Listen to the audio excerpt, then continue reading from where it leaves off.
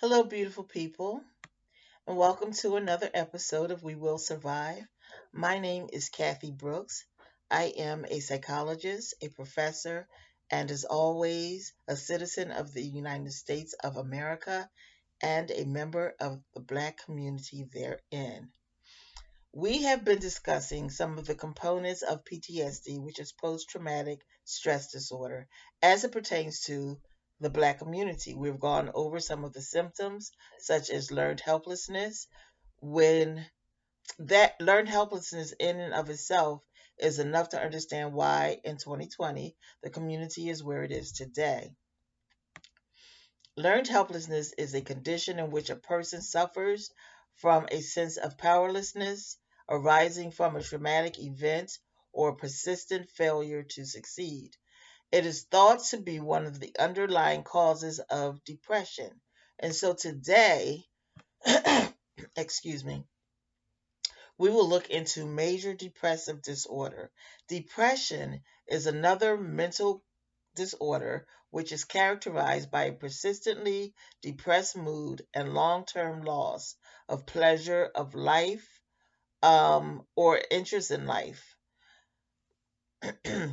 often with other symptoms such as disturbed sleep, feelings of guilt or inadequacy, and suicidal thoughts. Some of the possible causes include a combination of biological, psychological, or social sources of distress. Increasingly, research suggests these factors may cause changes in brain functioning, including altered activity of certain neural circuits in the brain. Okay, the persistent feeling is really important to understand. So, depression is not when you are just sad by an event that occurs in your life. A marriage ends, somebody is sick, someone died, someone was in a car accident. Like any of those things will cause you to have sadness. It is a normal reaction to external sources, right? But depression is persistent. It must last a minimum of 2 weeks, excuse me, without a break in it. And that's important because quite often people get up in the morning and something has happened in their lives, and they're just not feeling like themselves. Or perhaps they just stay in bed all day long and they say, I'm depressed. But you can't be depressed for a day and then get up and shake off depression. It doesn't work like that. So the persistent feeling of sadness or loss of interest that categorizes major depression can lead to a range of behavioral and physical symptoms. Okay, so it's not, just a little thing that happens with you, but it actually causes some change, not in just our mood, but physical and behavioral changes. And so that may include some changes in sleep. So many cannot sleep at night, right? And so one time, a few years ago, I was driving Lyft and Uber at night. I would go out at 11 p.m. and come back in after rush hour in the morning. And what I noticed is when I drove in Black communities, I would see Black people outside sitting on the steps. This is in Philadelphia, I just want to say, and this is in during nice weather, right? So they would just be outside. They could be by themselves. Some people would be smoking. Some people would have a drink. I saw it all, right? But for what I know is the world was a different place at night. And so I even noticed because quite often I would go home to use the restroom, right? Because I don't like public restrooms. So I would go home and I would notice that even my neighborhood was completely different um, between those hours of 11 p.m. and 9 a.m. And so people would be out, like it was lively. It was a lot going on. And that is a sign of an illness because our bodies are meant to sleep for 8 hours, be awake and active for 16 hours, and go back to sleep so we can get up and do it over again. And I've heard, and I'm sure you have also, of people who, don't get 8 hours of sleep. So, maybe you're busy doing some other stuff and maybe you get 6 hours, 5 hours. But when you can't sleep at all, that's a problem because that means your body is not able to relax and replenish itself for the next day. And so that has to do with, some problems in the way you process information going forward because you need sleep to replenish. And if you don't have it, you're not going to function properly. You also might see um, some people who are sleeping like all the time, right? So they might go, I know of a person who she told me she shut her life off for 10 years, right? Now she had children and everything during this time, and she had the master suite in her home.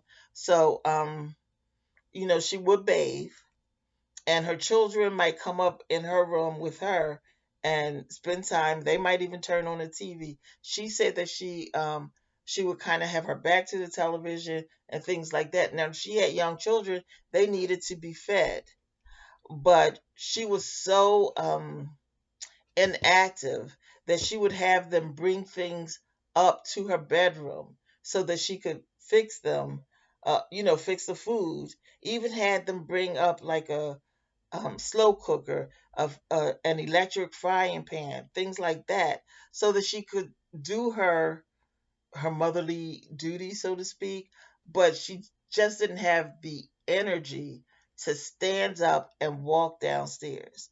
That says a whole lot, right?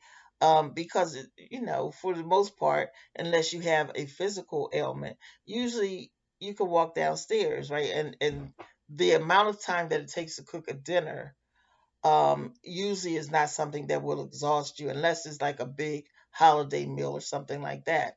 And so she was just always in bed, and she knew that she was ill. There are also changes in appetite.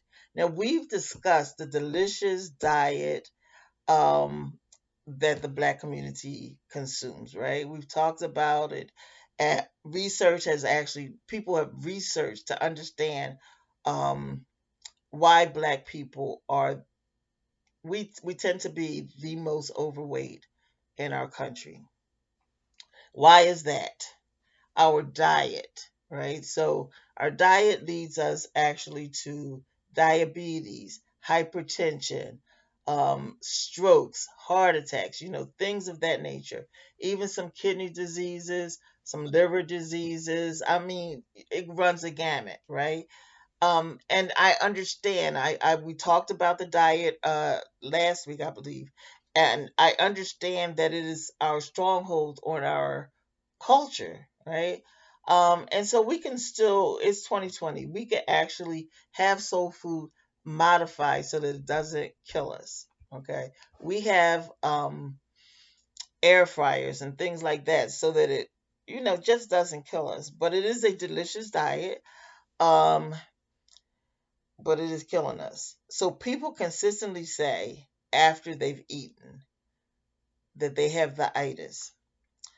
And that means that this heavy food has triggered our neurotransmitters to lessen the production, right?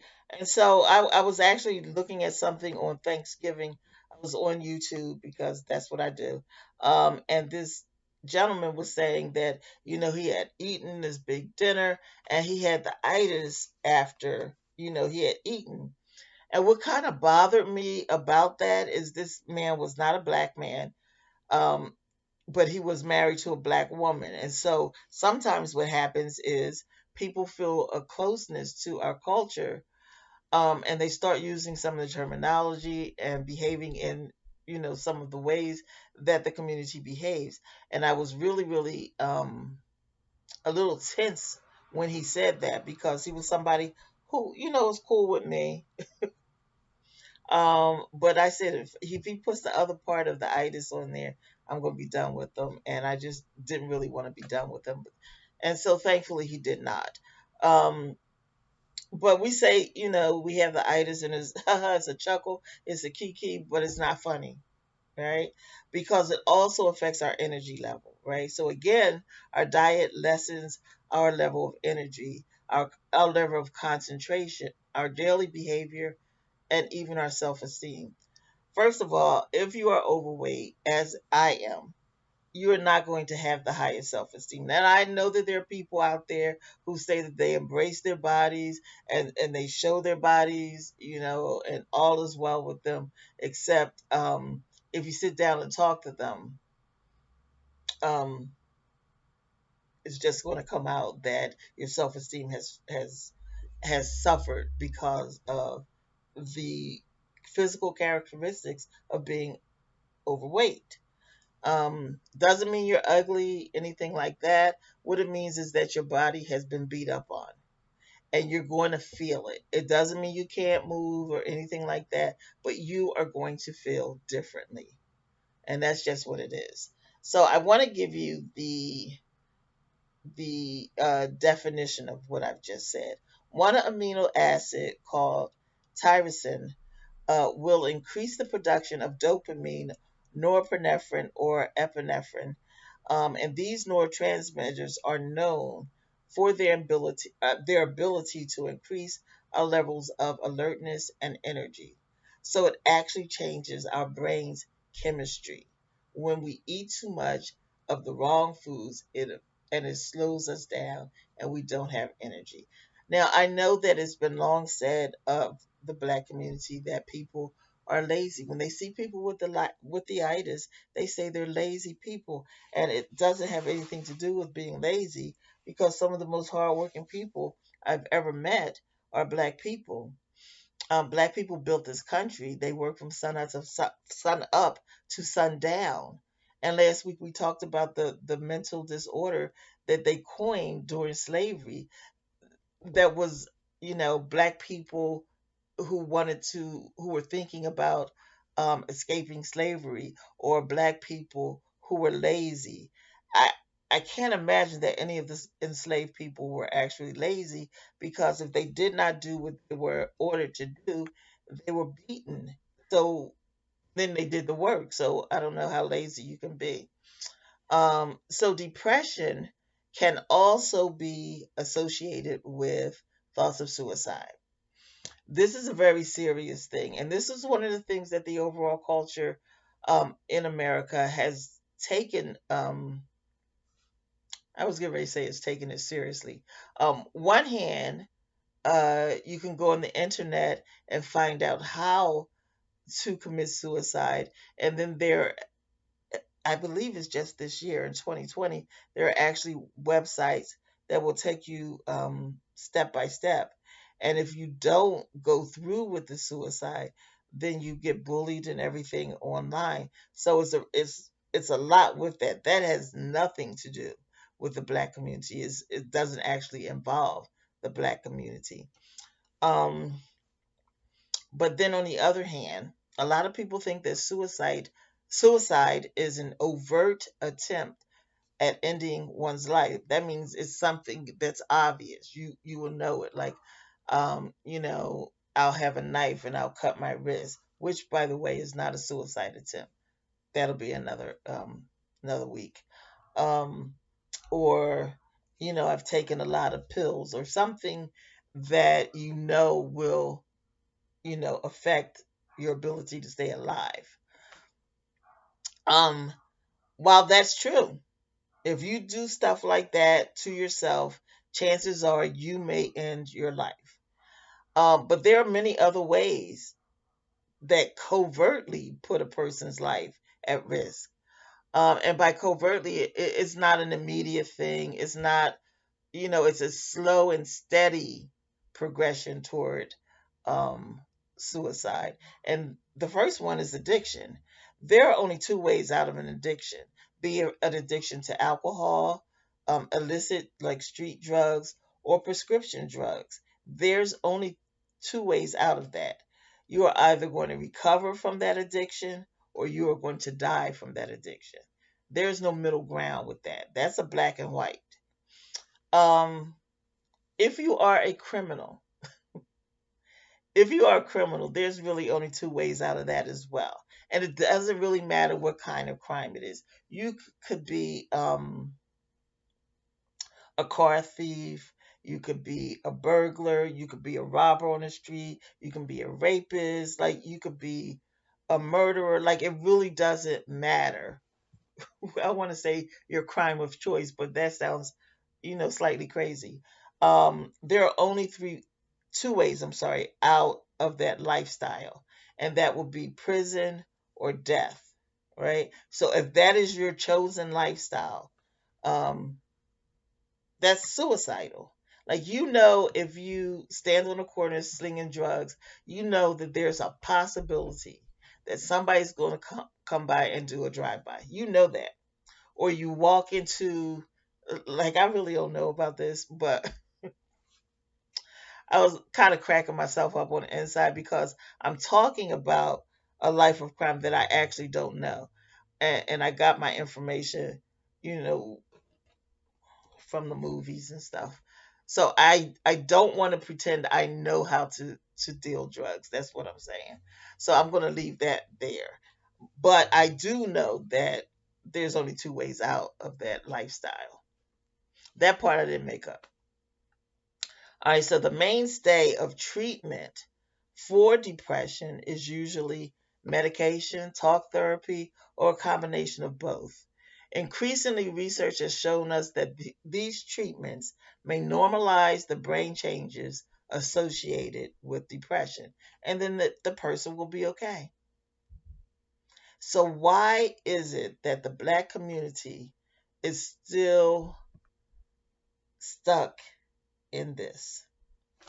Well, last week we discussed medical racism, right? Which included the fact that the Black community has been treated so deceptively, beginning with the slave owner trying to save some money, right?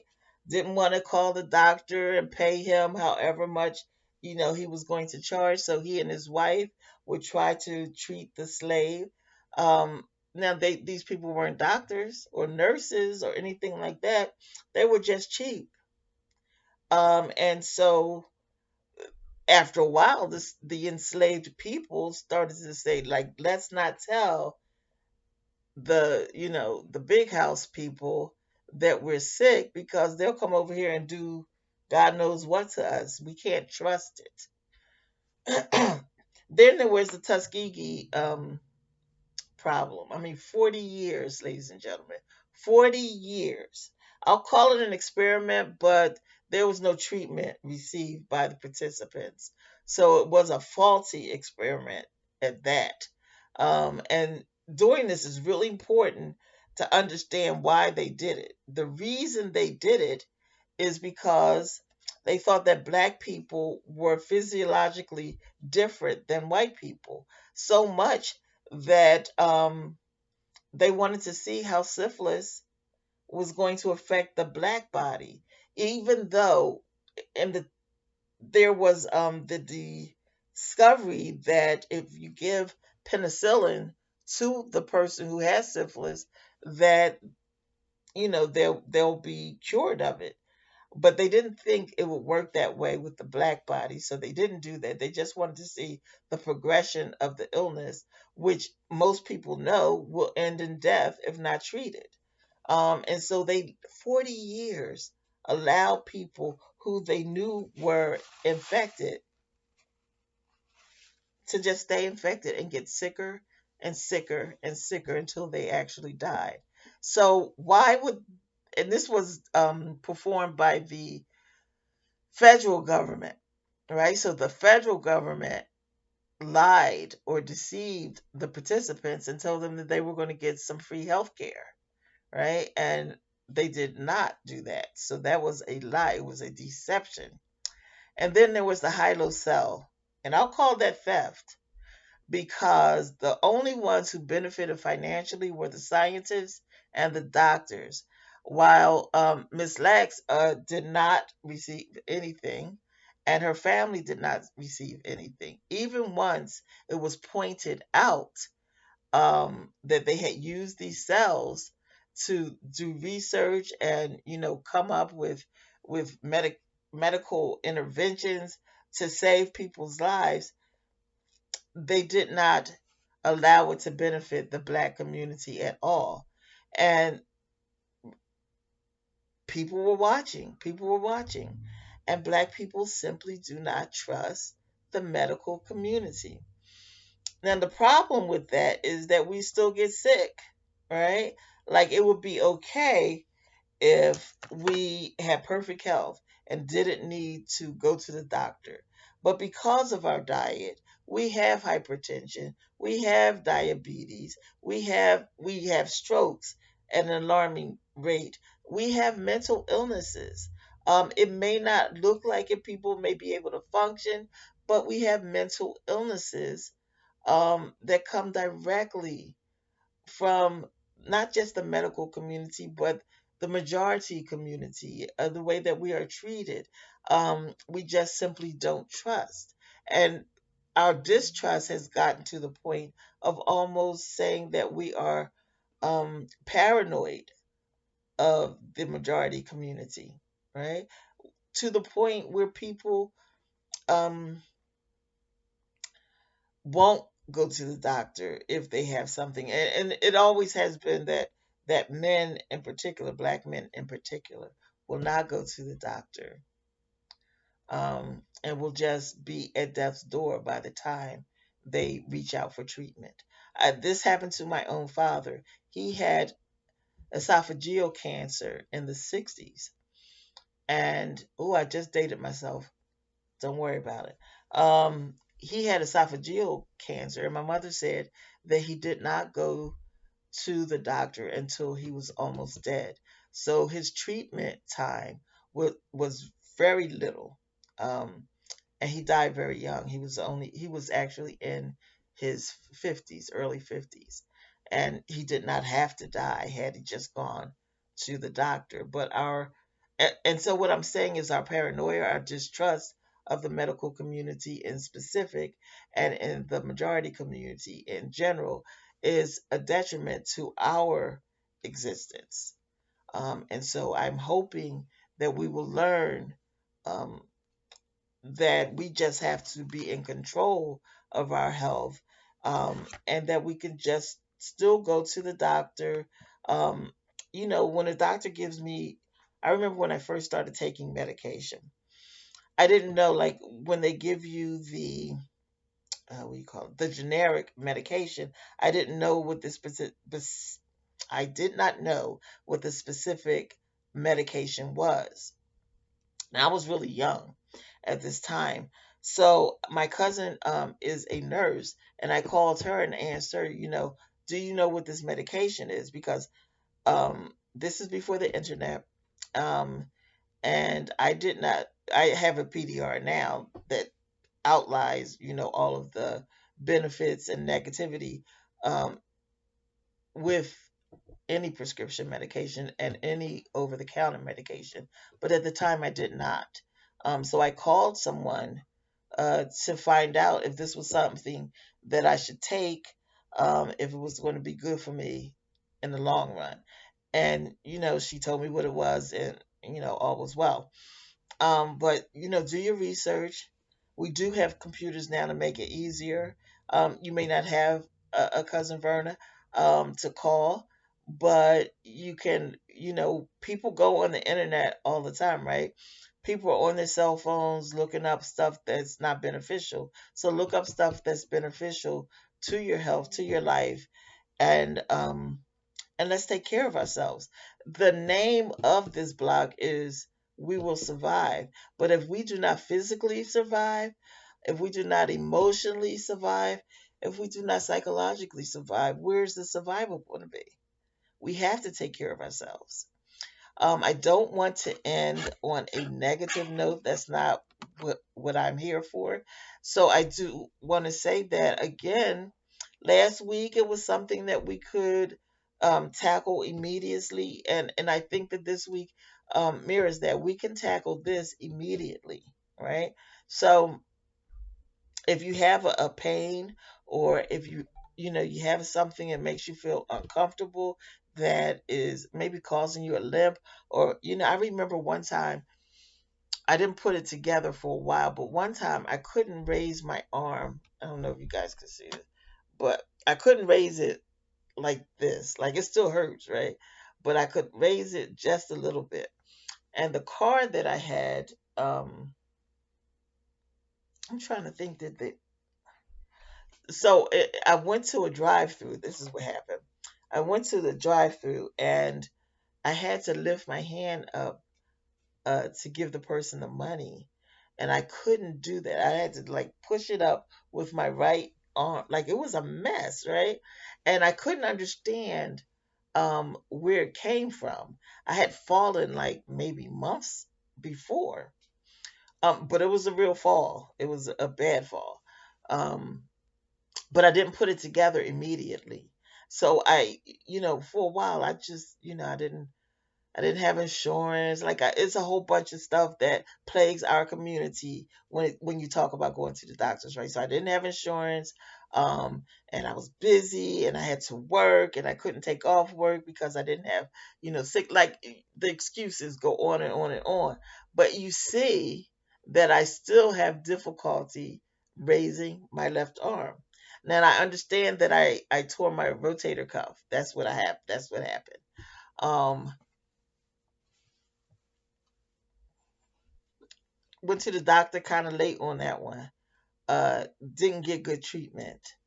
Didn't have insurance again, and I'm still suffering from it. And I want to tell you that I'm so embarrassed, but I'm going to be real with you. That was 16 years ago, and it still hurts. When I shower, I have to shower differently, you know, because I got to use this arm. So a shower is uncomfortable. Doesn't mean I don't do it though. I don't want you to start thinking crazy, but it's uncomfortable.